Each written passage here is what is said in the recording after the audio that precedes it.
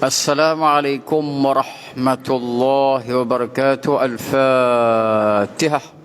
أعوذ بالله السميع العليم من الشيطان الرجيم. بسم الله الرحمن الرحيم. الحمد لله رب العالمين الرحمن الرحيم مالك يوم الدين.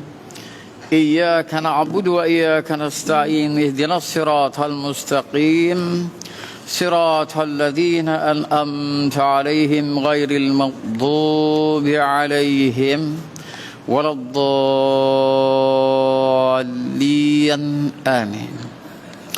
بسم الله الرحمن الرحيم. الحمد لله الذي هدانا لهذا وما كنا لنهتدي لولا أن هدانا الله. أشهد أن لا إله إلا الله وحده لا شريك له وأشهد أن محمدا عبده ورسوله. اللهم صل على محمد وعلى آله وصحبه أجمعين. رب اشرح لي صدري ويسر لي أمري واحلل عقدة من لساني يفقهوا قولي.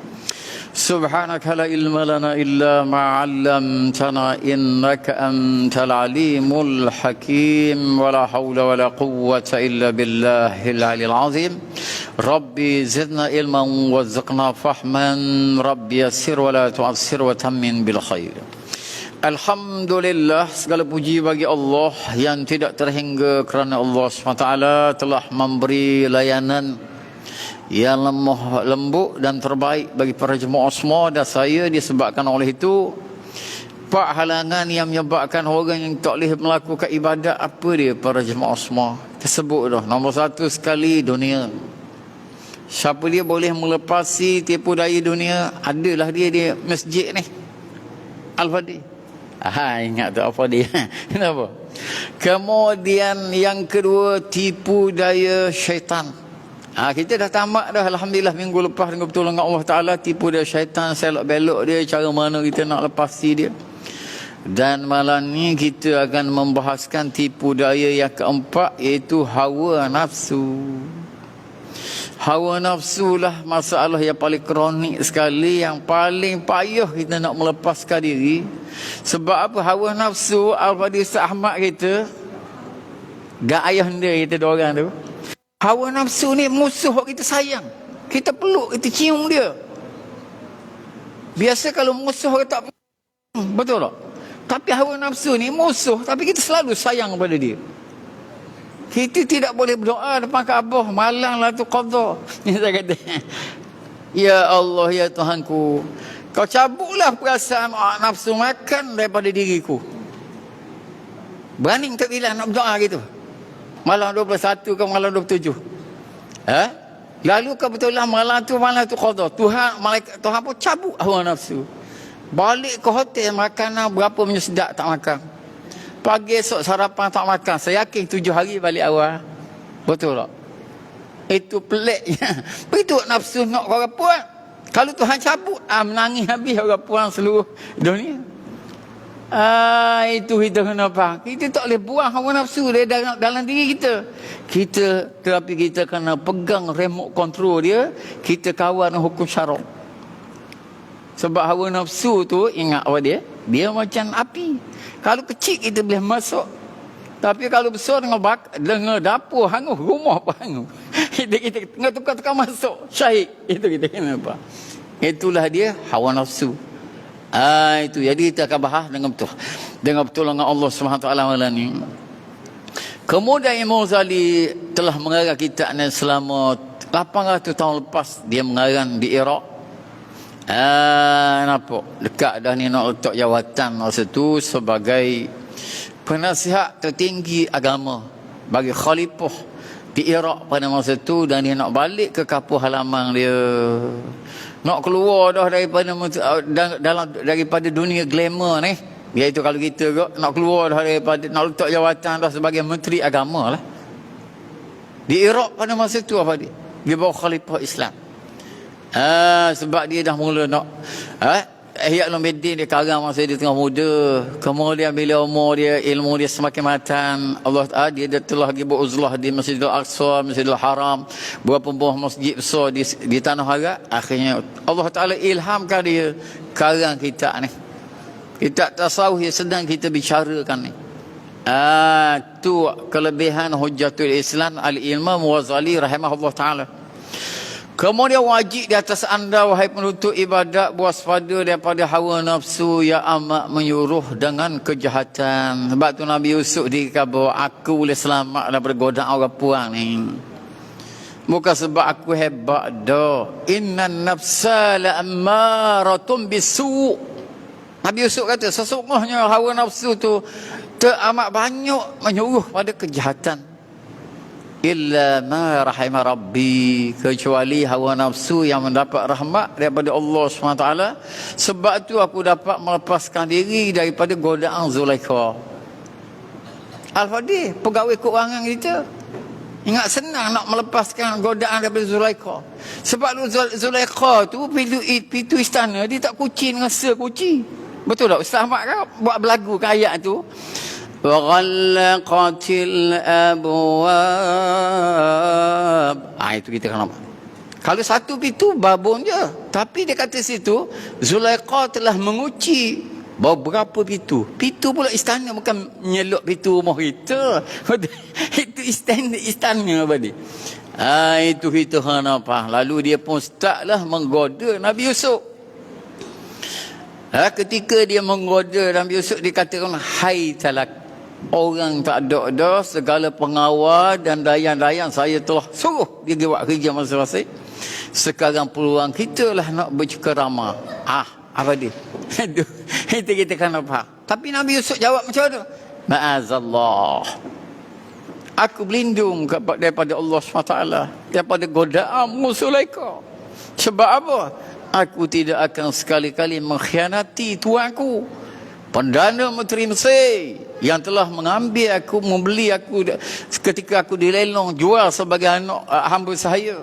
Kalau orang lain beli, teruklah nak jadi hamba saya sama hidup. Tetapi dia beli oleh Perdana Menteri Mesir, lalu dijadikan anak akak. Dia muliakan Nabi Yusuf. Jadi terselamat Nabi Yusuf daripada pembudakan. Jadi aku tidak akan sekali-kali mengkhianati ayahanda aku, ayah akak aku, iaitu siapa dia? Perdana Menteri Mesir pada masa itu. Lalu selamatlah apa dia. Lalu Nabi Yusuf kata as-sijnu, penjara lebih aku sukai daripada ajakkan kamu kepada berbuat maksiat ni. Maka dia sebabkan Nabi Yusuf tidak tergoda dengan permintaan isteri Perdana Menteri. Dan juga orang kata isteri pembesar kota Mesir pada masa itu. Maka mereka berpakat, senang cerita Yusuf ni babi sangat, tak dengar kata, kita humbang dia ke dalam apa dia, ke dalam penjara. Maka terhumbanglah Nabi Yusuf AS. Terbila berapa tahun? 7 tahun mereka dalam penjara. Itu kita kena faham. Itu sabar Nabi Yusuf ni, sehingga dia kata as-sijnu, penjara lebih aku sukai daripada apa yang kamu ajak ni, satu perkara yang amat tidak patut.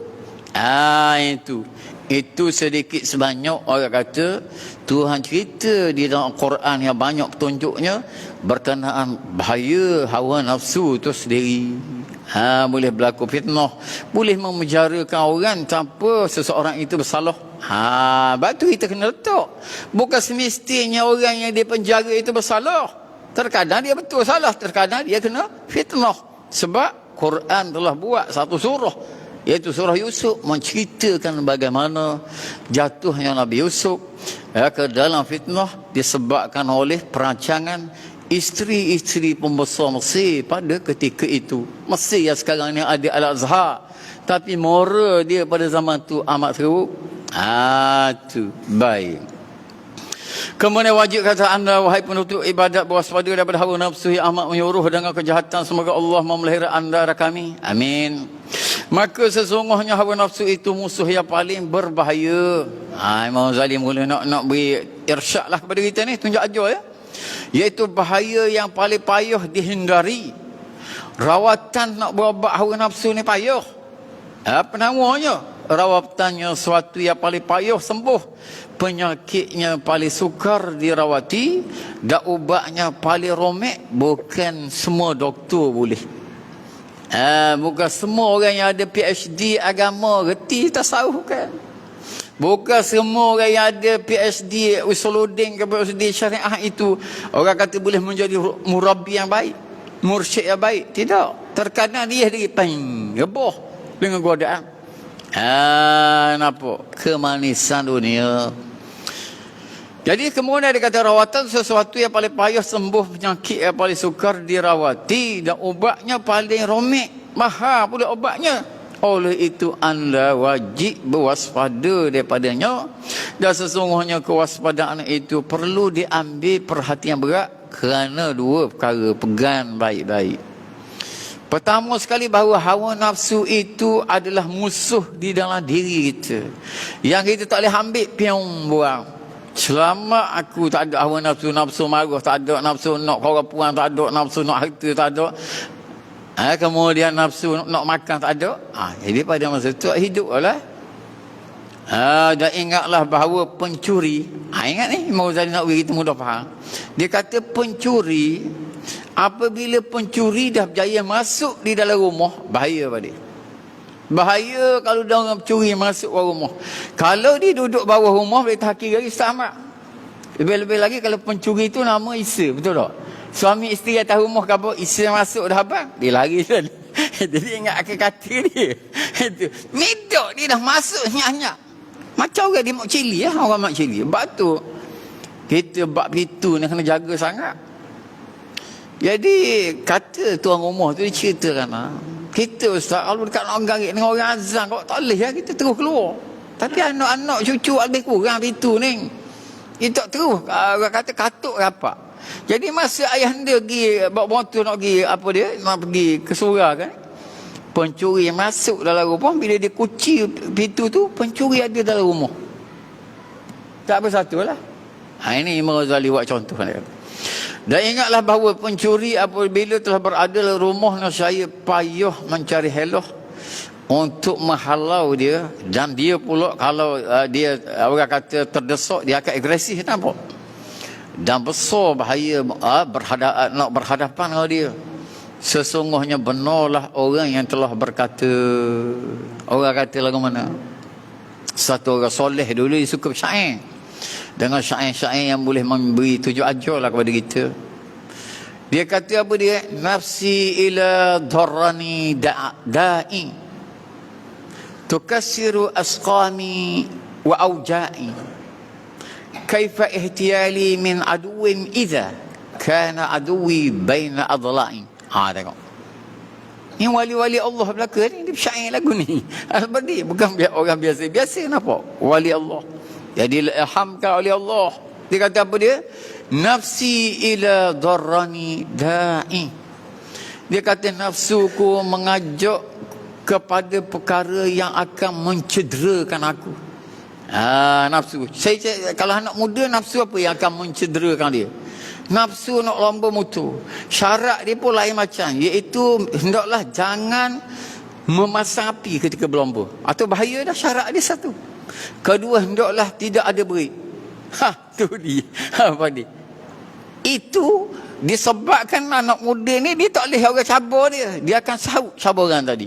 Lalu dia memasuklah tanding dalam keadaan lapu tak benar pasang ni. Sudahnya apa dia? Cedera yang amat teruk ataupun terus hilang nyawa. Itu saya buat contoh paling mudah sekali lah. Nampak? Nafsuku mengajak pada perkara yang mencederakan aku. Kalau nisbah orang muda, dia memperbanyakkan penyakit dan kesakitanku. Contohnya doktor di India ni, dia pesan, siapa dia ada penyakit, bila dia pergi jumpa orang kata doktor pakar kata, ayahanda ada penyakit, tak boleh makan benda-benda sejuk. Tanaman yang berjalai ayahanda tak boleh makan. Jadi saya harap ayahanda boleh berpantang dan makan ubat ikut aturan. Lalu doktor kata apa dia? Sesiapa yang dengar cakap doktor, dia berpatang, dia tak makan ubat lagi, anggaplah bahawasanya penyakit dia dah baik dah. Apa dia? Penyakit dia dah baik. Tapi kalau seseorang tu dia rajin makan ubat, tapi dia tak patah. Kenapa? Macam mana nak baik? Ini kata doktor-doktor pakar sejak zaman silam lagi di India. Sebab apa? Anak-anak buah kita yang belajar di India, perubatan contohnya dia dah balik. Kenapa?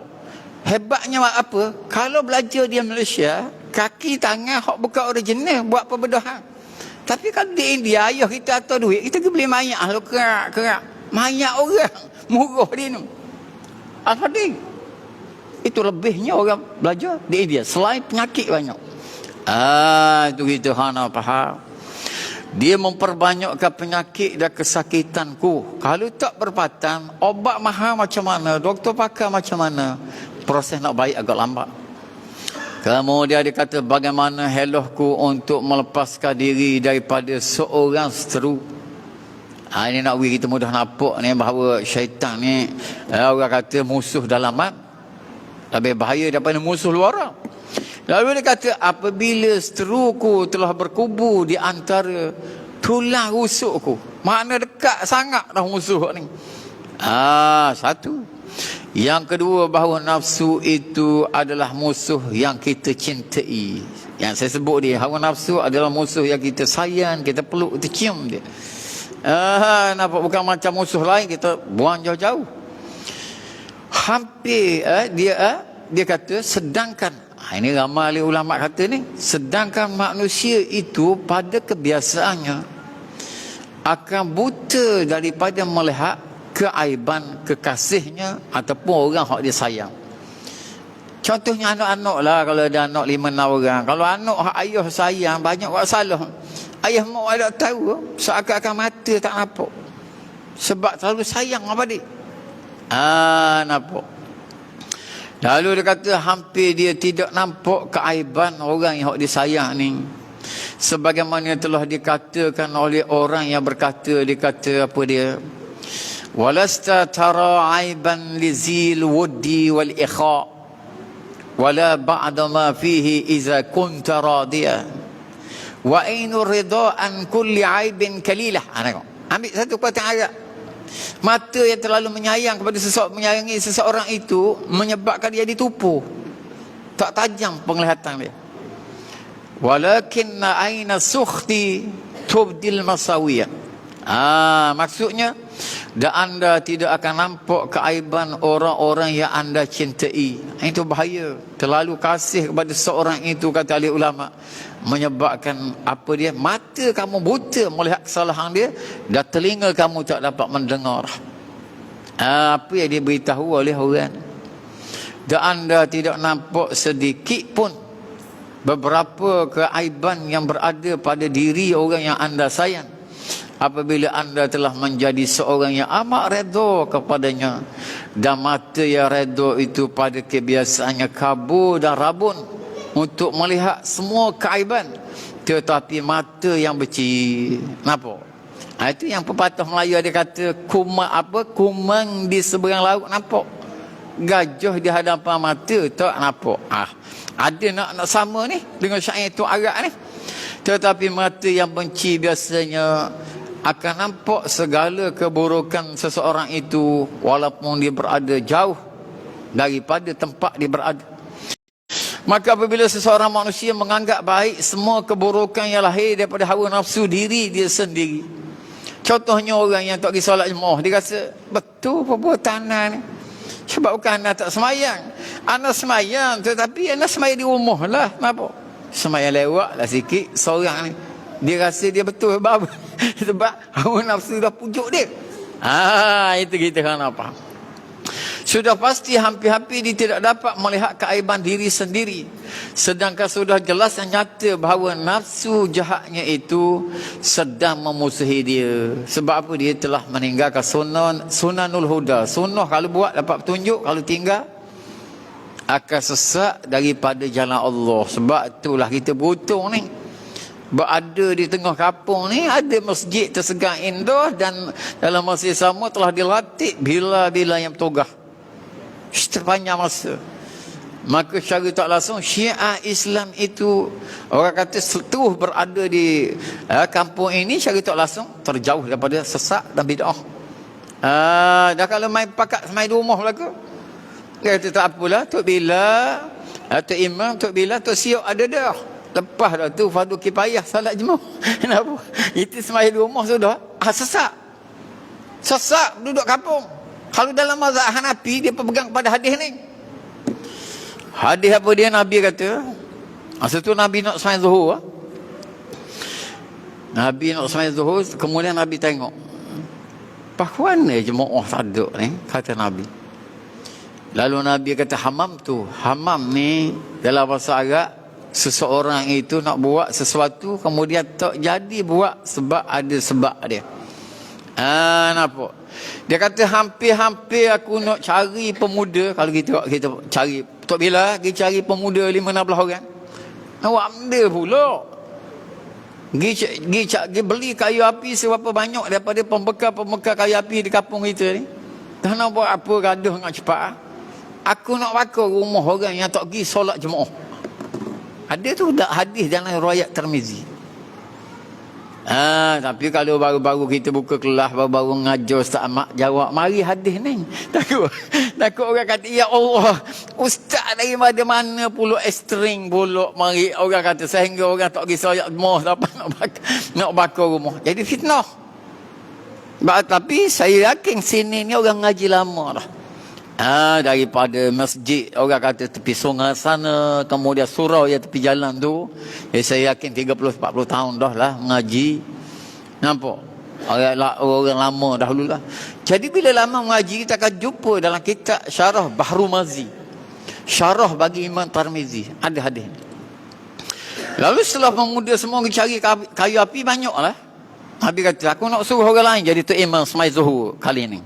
Dah kita nak gimana Rasulullah? Kamu ikut aku nak pergi bakar rumah orang tak semayang. Kemudian pemuda-pemuda kata, dah mari kita bergerak Rasulullah.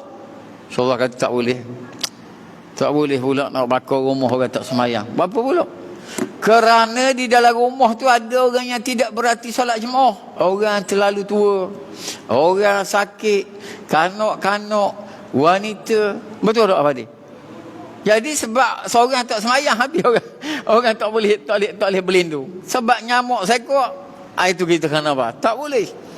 Jadi sebab tu orang dalam mazhab Hanafi, dia kata macam mana? Sesiapa yang rumah dia sebelah dengan masjid, tidak sah dia semayang di rumahnya. Ini dalam kitab apa dia?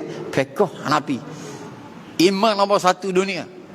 Imam nombor 1 mazhab yang diberi nama Imamul A'zam Abu Hanifah Nu'man bin Sabit. Baru Imam Malik, Tok Guru Imam Syafi'i, baru Imam Syafi'i, baru Imam Hanbali. Tetapi yang pasti ada pernah berlaku zaman Nabi seperti itu. Dan hadis inilah yang digunakan pakai oleh apa dia? Oleh ulama-ulama Hanafi dalam memberati para jemaah yang duduk dekat sangat dengan masjid ni. Baik. Lalu dia kata sini, beberapa keaiban yang berada dalam diri sini.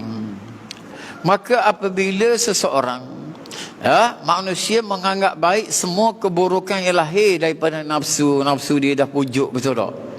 Dah ada dah Tok Iman, Tok Bila, Tok Siok, seorang dua AJK tak apa dah, lepas dah fardu kifayah, mana seluruh penduduk ni tak berdosa dah lah. Itu bahasa yang terdapat dalam kitab-kitab fiqh. Tetapi bila kita mengkaji banyak hadis, baru kita nampak bahaya sebenarnya. Kalau menjadi kebiasaan tidak solat berjemaah, akhirnya akan ditindih oleh hawa nafsu dan gagal hidup orang kata mengikut sunnah Nabi sallallahu alaihi wasallam. Walaupun pada bulan Maulud dia lah juara nak sambut Maulud. Kek tanya pengusi, macam mana kita kali ni sembelih lembu ke tak ni? Nak sambut Maulud kita. Sebaik-baik kita berarok. Itu kadang-kadang di bandar sehingga ada replika yang dibawa ketika semangat naik tinggi. Tapi lepas pada berarok tu tak tinggal sunnah Nabi sallallahu alaihi wasallam. Baik. Sedangkan dia kata sudah jelas nyata bahawa nafsu jahat itu sedang memusuhinya dan membahayakannya. Maka justru itu alangkah hampirnya kepuasan hawa nafsu akan menghumbangnya ke dalam keaiban. Lebih-lebih lagi bila dah berumur, kemudian dah kahwin, ada anak dan sebagainya, nampak. Tapi orang kata kamu ni macam mana? Hari Jumaat je ada dia apa? Di rumah Allah. Menghumbang ke dalam keaiban dan kebinasaan, sedangkan dia tidak menyedari kecuali Allah memeliharanya dengan limpah kurnianya dan menolongnya dengan rahmat. Akhirnya Allah, malaikat mulhim capukkan dalam hati dia keinsafan. Akhirnya dia kata, dengan baki usia umur saya ni, saya tak ambuh dah orang kata hidup tak mengikut sunnah Nabi. Sebab apa? Akan malulah di padang mahsyar tak lama bila pergi timbang amal sama berat. Kemudian tentulah nak merayu, nak harap syafaat daripada Nabi Muhammad sallallahu alaihi wasallam. Nak dapat syafaat Nabi tak payah. Hak paling mudah sekali, sikit lagi bila masuk waktu isya lagi, tak bila azan. Bila tak bila azan, kita pun baca doa selepas azan. Nabi kata, barang siapa rakmeng kepada aku, minta daripada Allah Ta'ala, supaya Allah Ta'ala beri kepada aku maqam mahmudah, maqam yang tertinggi di padang mahsyar tak lama, yang memiliki syafaat kubra, yang boleh menyederakan kira bercara hisab di padang mahsyar tak lama. Maka orang yang baca doa lagi, doa azan sekali lagi, apa dia akan dapat? Halat syafaati, dia akan mendapat syafaat aku di padang mahsyar tak lama. Dan kalau dia solat berjemaah pula, Allah, daripada 27 mungkin naik kepada 100 atau 500 dan sebagainya. Itu kecuali Allah Ta'ala memelihara dan menjadikannya cerdik, dapat ilham dan menolongnya dengan rahmatnya, dapat menguasai nafsu tadi. Maka dari asal mula dia nafsu lawamah, kemudian dia berusaha, seraga dan berjuang, terus berjuang. Wallazina jahadu fina lanahdiyannahum subulana. Orang-orang yang bersungguh-sungguh jalan kami, bermujahadah, tekan hawa nafsu, akhirnya iman dia melonjak. Bila iman dia melonjak, Allah Ta'ala buka jalan yang sebelum pada ni dia tak nampak. Cara mana saya nak boleh baca Quran waktu 3-14 hari? Tak ada masa sama berzikir begitu kok. Tapi bila dia mujahadah, tekan hawa nafsu, akhirnya Tuhan buka banyak jalan paginya. Akhirnya dia senyum, puas hati. Sebab dia dekat nak tinggal dah nafsu lawamah, nafsu yang mencela diri. Dah dekat dah nak pijak anak tangga. Pertama, nafsul mutmainnah yang kita sebut. Ya ayyatuhan nafsul mutmainnah, Tuhan seru, wahai nafsu yang tenang. Kita kalau nak mati tak lama, apa? Kita mesti pastikan kita telah mencapai nafsu mutmainnah. Sebab Tuhan seru, ya ayyatuhan nafsul mutmainnah, wahai pemilik nafsu yang tenang, irji'i ila rabbiki radiyatan mardiyah, kembalilah kamu kepada Allah dalam keadaan Allah Ta'ala redha kepada kamu, dan kamu redha kepada segala hukum hak Allah. Fadkhuli fi ibadi, selalu dengan hamba-hamba yang soleh. Macam depan saya ni, di kanan, di tengah saya, di kiri saya ni adalah hamba-hamba Allah yang soleh, yang taat kepada ibu bapa, yang banyak baca Quran, yang banyak infaknya, banyak istighfarnya, ya cakna anak yatim dan sebagainya. Jadi secara tak langsung aura mereka itu amat bagus. Jadi bila kita bergabung dengan orang yang ada banyak aura positif ni, selamat kita. Sebab tu Allah Ta'ala kata, fadkhuli fi ibadi. Kalau sama ada Nabi, kamu kena masuk bergaul dengan para Nabi, dengan orang sidik, dengan orang kata wali-wali Allah. Kemudian kalau ketika kamu hidup di dunia selalu berteman rapat dengan mereka, bersahabat dengan mereka, mudahlah kamu wadkhuli jannati, masuklah kamu ke dalam syurgaku. Jadi yang pasti jalan selamat di dunia, kita kena selalu bersama dengan jemaah. Baik. Kemudian saya berkata, perhatikanlah wahai lelaki yang mahu menjalani jalan akhirat. Imam Ghazali seru ni bukan lelaki biasa saja, Ustaz Ahmad. Bukan lelaki itu bersadu saja, yang akak berat dia gagah. Akak selimut pagi tak gerok. dia nak lelaki yang Rijaluddin. Macam sterik saya ni lelaki Rijaluddin Melaka. Lelaki yang berjiwa agama. Sebagaimana yang dikhendaki oleh Profesor Hamka. Itu kita kenapa? Kita mahukan seberapa ramai Rijaluddin. Lelaki-lelaki yang berjiwa agama. Bukan asal lelaki tubuh sadu dah, tapi jiwa agama tak ada. Itu. Jadi ini akan merugikan Islam dan umat Islam. Kemudian saya berkata, perhatikanlah wahai lelaki yang berjiwa agama, yang mencintai akhirat. Kepada satu faedah yang boleh memuaskan hati dalam usaha menjaga keselamatan diri dari dirosakkan oleh hawa nafsu, iaitu apabila anda menilik pandang dengan teliti dan sama, sesungguhnya anda sudah pasti mendapati punca segala fitnah atas muka dunia ni, sama ada berlaku di Malaysia, luar Malaysia, di Saudi Arabia sendiri. Kenapa? Cuba kita tengok pasal apa Saudi Arabia sekarang ni bergolok sana. Sebab apa? Telah berlaku lendakan hawa nafsu kepada pemimpin-pemimpin Saudi yang tidak puas hati dengan kekayaan yang sedia ada ni, kok cara agama ni, dengan pelacungan agama itu umrah dan haji, maka dia akan siapkan bandar yang akan siap pada 20-30 lagi, bandar yang liberal. Itu kita kena faham. Maka rosaklah orang Saudi. Semua itu adalah akibat daripada apa? Runtunan hawa nafsu. Sesungguhnya anda sudah pasti, kata dia,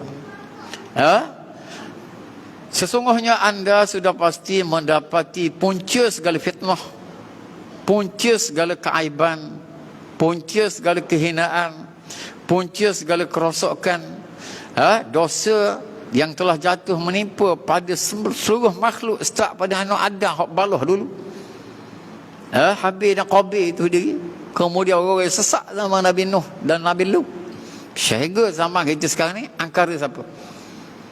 Kalau macam LGBT tu, lesbian, gay dan sebagainya, dia tak masuk akal tu. Kenapa?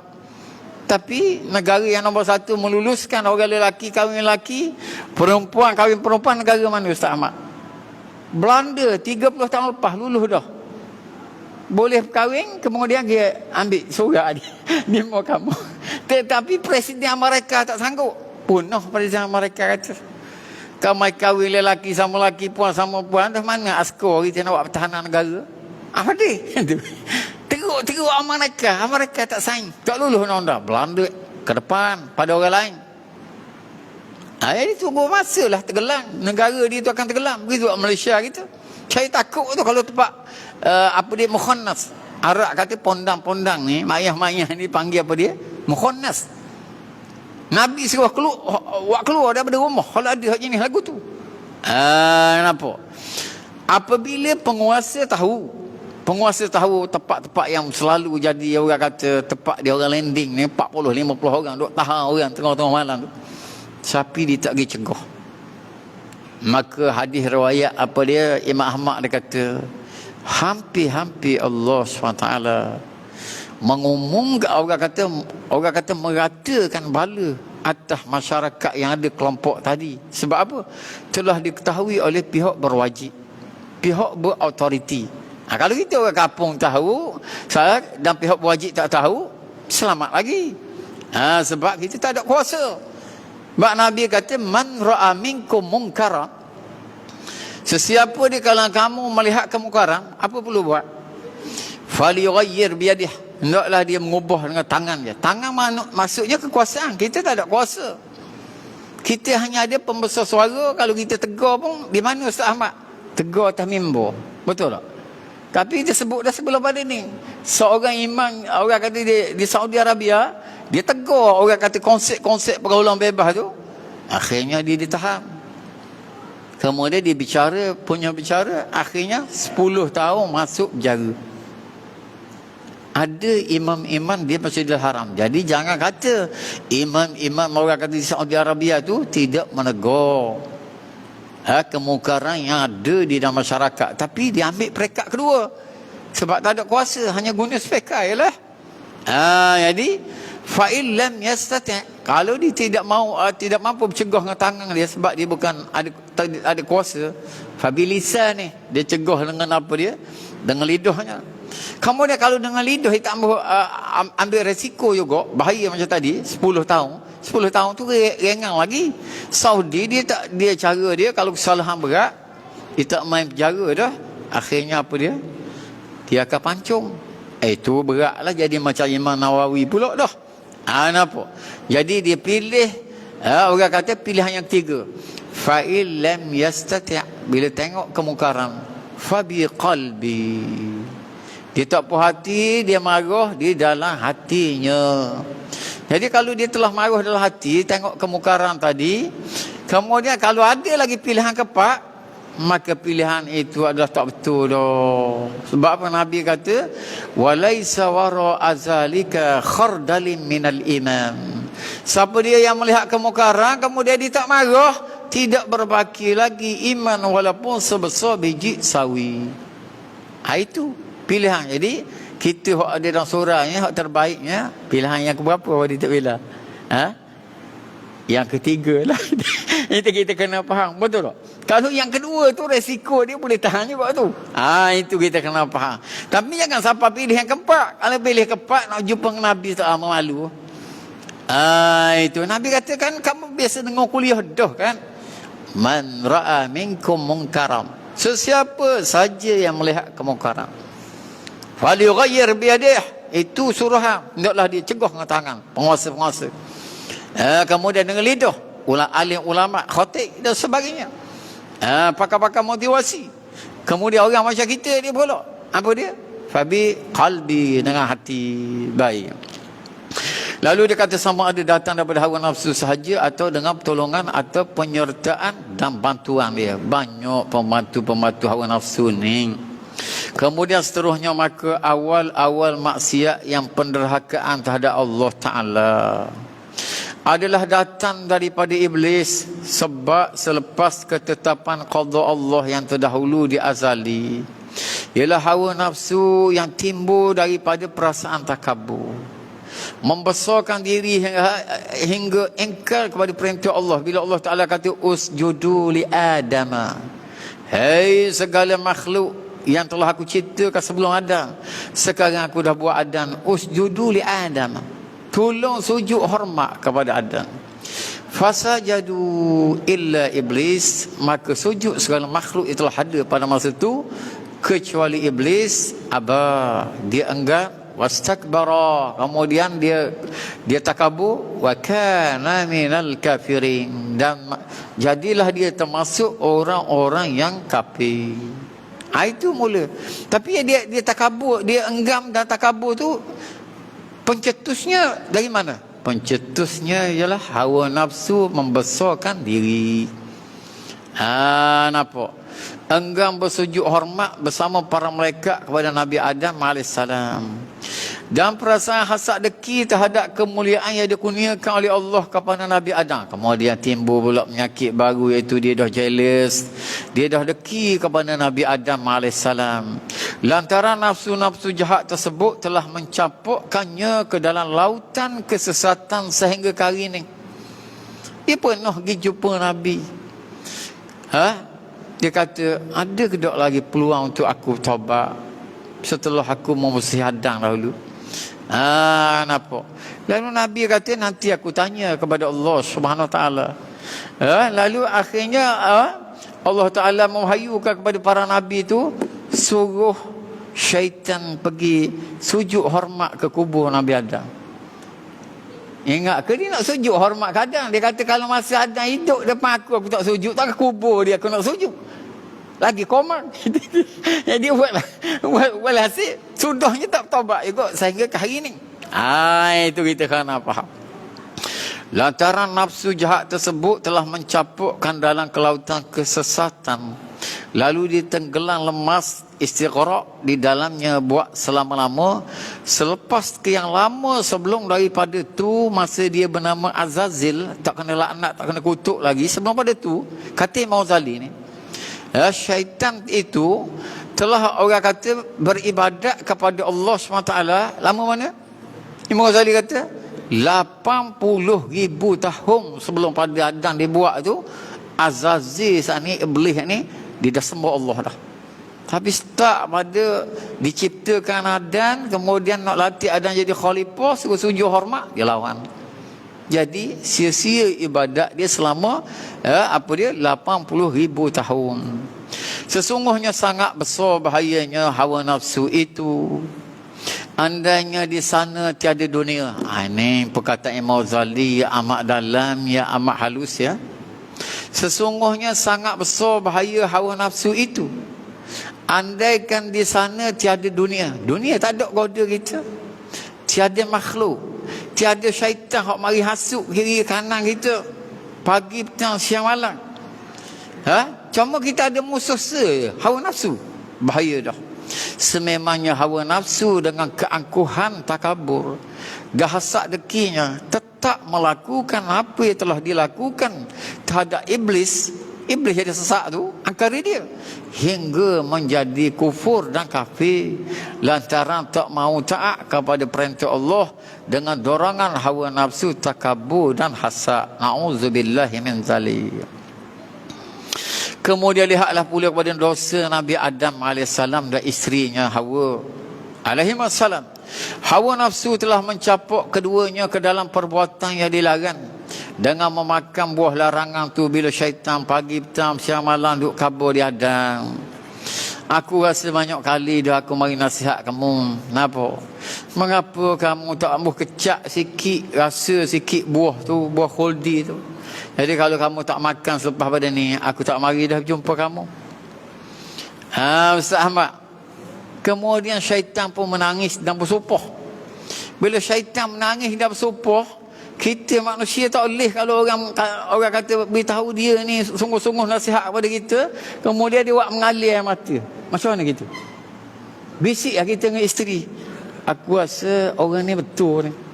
Sebab apa? Siapa menangis dia nasihat kita? Kenapa? Dah kalau kita tak makan apa kenyang pun kita rasa sudah lah. Kenapa? Ya, kita kenapa? Lalu Allah Ta'ala cerita ni kepada Nabi kita Muhammad SAW supaya kita tahu. A'udzubillahi as-sami'il 'alim minasyaitanir rajim. Fawaswasa ilaihi syaitan.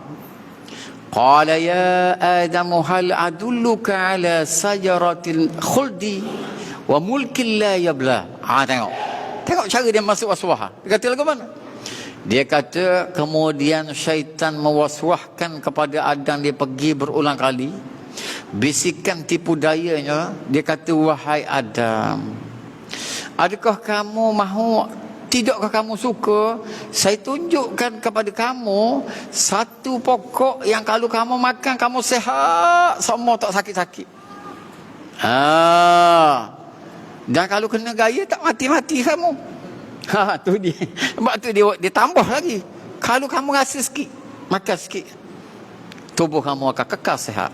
Tapi kalau makan sampai kenyang tiap-tiap hari, kemungkinan tak mati. Tengok perkataan dia kata apa dia? Dia kata menyebabkan hidup kekal selama-lamanya. Kekal selama-lamanya, mana tak mati. Bagi sesiapa yang memakan buahnya, dan dia akan memiliki kerajaan yang tidak akan binasa. Ni, nikmat syurga ni kamu dapat semua rasa. Itu yang termasuk tu ke dalam orang kata terlupa dan akan pesanan Allah. Dan ayat paling detail sekali Allah Ta'ala sebutnya, fawaswasa lahuma syaitanu liyabdiya lahuma ma wuriya anhuma min sawatihima wa qala ma nahakuma rabbukuma an hadhihi sajarah illa an takuna malakaini aw takuna minal khalidin. Wa qasamahuma, tengok dia bersumpah tu, wa qasamahuma inni lakuma laminan nasihin fadallahuma bighurur falamma zaqa asy-syajarata badat lahuma sawatuhuma wa tafiqa yakhtasifani alayhima min waraqil jannah wa nadahuma rabbuhuma alam anhuakuma an tilkuma sajarah wa aqul lakuma inna asy-syaitana lakuma aduwwun mubin qala rabbana zalamna anfusana wa illam taghfir lana wa tarhamna lanakunanna minal khasirin qala habitu ba'dukum li ba'din adu wa lakum fil ardi mustaqarrun wa mata'un ilahi. Ini pendetailan yang jelas Allah Ta'ala gambarkan kepada Nabi Muhammad dan kita bagaimana proses Nabi Adam tertipu dan akhirnya terbuang ke dunia. Baik, kita tengok terjemahan dia. Kemudian syaitan mewaswaskan kepada mereka berdua, iaitu ayahanda dan ibunda kita Adam AS. Dia duduk pergi hasuk ni kepada mereka berdua apa yang tertutup daripada aurat keduanya. Syaitan berkata, tidaklah Tuhan melarang kamu berdua, hai Adam dan Hawa, untuk menghampiri pokok ini melainkan supaya kamu berdua tidak menjadi malaikat mana kekal lah, dan tidak menjadi daripada golongan orang-orang yang kekal dalam syurga. Dan dia telah bersumpah, itu dia guna perkataan waqasamahuma, kedua maka syaitan bersumpah sampai menangis-nangis. Nampak? Sesungguhnya aku adalah dari mereka yang ikhlas memberi nasihat. Batu kali saya nak pesan kepada para jemaah semua, bukan semua orang mari menangis depan kita itu ada penasihat yang sehat. Al-Badi, ada juga penasihat yang tidak sehat. Batu kalau kita nak latih, kita ada syarikat apa? Latih penasihat yang betul-betul sehat. Kalau penasihat tak sehat, lingkup nego itu. Ini dalil yang menunjukkan bahawasanya penasihat pun ada dua. Lalu dia kata ni, sesungguhnya aku adalah dari mereka yang ikhlas menasihati kamu berdua. Maka dia telah memujuk keduanya untuk memakan buah larangan itu dengan tipu dayanya. Maka tak kala keduanya merasai pohon itu, makanlah sikit, nampaklah bagi kedua mereka aurat. Tiba-tiba pakaian mereka terbuat daripada syurga tadi, bila dah makan buah tu, tak dengar larangan Allah, jadi hilang pakaian. Hilang bertelaak pakaian, mana telanjang? Apa ni? Itu tujuan syaitan. Nampak? Lalu nampaklah bagi keduanya aurat mereka masing-masing.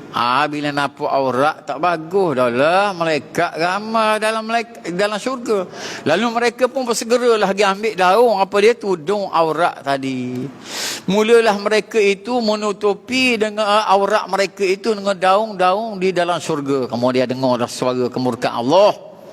Allah Ta'ala kata, Adam, kamu lebih dengar nasihat musuh aku dan musuhmu iblis. Oleh kerana kamu telah lebih dengar orang kata nasihat musuh daripada aku yang mencipta kamu, maka kamu tidak boleh tinggal berjirang lagi bersama dengan aku. Maka mulai daripada tarikh itu Adam pun dicampuk. Maka jatuhlah Adam di mana? Di puncak pula gunung di Selam. Dan jatuhlah ibunda kita pula di di Jeddah. Maka proses nak jumpa balik dengan isterinya Khatib Imam Ghazali mengambil masa 200 tahun. Nabi Adam menangis pagi, petang, siang, malam, susah kehidupan, hujan, panas, wabak, penyakit dan sebagainya. Duk istighfar, duk menangis, istighfar, menangis, sehingga Allah Ta'ala mengilhamkan kepada Nabi Adam apa dia? Ini doa ni. Rabbana zalamna anfusana wa illam taghfir lana tarhamna lanakunanna minal khasirin. Lalu kedua-duanya mulalah mengadu. Sesungguhnya dia kata, ya Allah, ya Tuhan kami, sesungguhnya kami telah menzalimi diri-diri kami, ya Allah. Sekiranya kamu tidak memaafkan, mengampunkan dosa kami, maka termasuklah kami di kalangan orang-orang yang rugi.